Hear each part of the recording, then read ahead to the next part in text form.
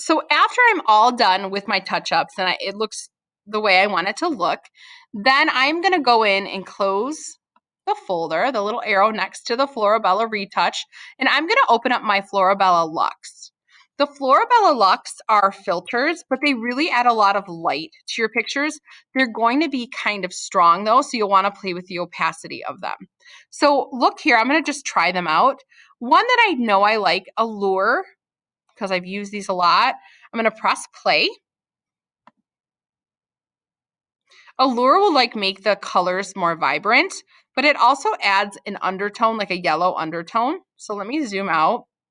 So you can see it made it a lot brighter. If I click the eye on and off, this is before. Oops, this is after. So to me, it looks a little too bright. It's very high contrast. Her face is a little too light. I'm going to turn down the opacity and just see how that looks.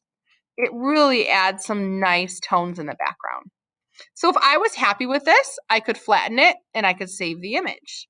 A lot of times I'll like to save my picture after I do all the retouches to the face and then add the Florabella Luxe filters after it's been retouched and save different versions to compare them. So I'm going to look at this one, delete it. Let's try a different one. Ambrosia adds kind of a warm tone. This could look really pretty.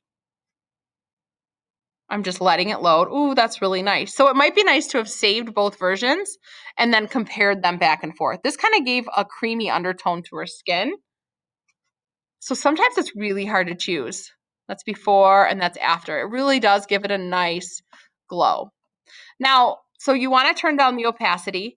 The other thing you can do, which you don't have to do this is a little more complex, is you can open up the folder of the effect in your layers.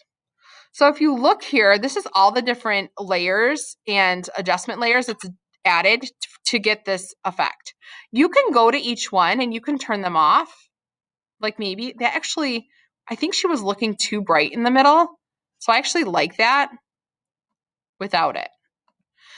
Or maybe I want to leave a little bit of that, but it's too strong. So you can click on these eyeballs and see like what that effect is actually doing. So here, I think this one is a little too strong. So I can just click and turn down the opacity of this effect. I can go down, like I don't even know what these are, but if I click on it and I turn them on and off, I can kind of see their effect. And then a lot of them will have a lighten or a darken as well. You can do this instead of going up to brightness and contrast or exposure. So actually, I really like this one. There's a sharpen, but you can go through, turn them on and off, and play with the opacity just to turn down certain effects here. Whoops.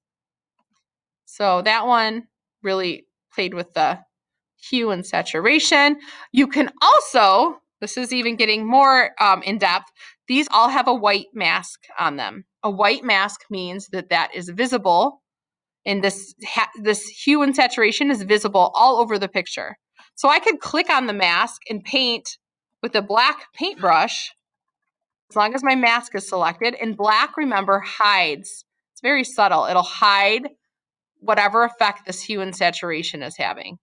So it's not affecting her face now. That hue and saturation is not on her face because I painted in black on that mask.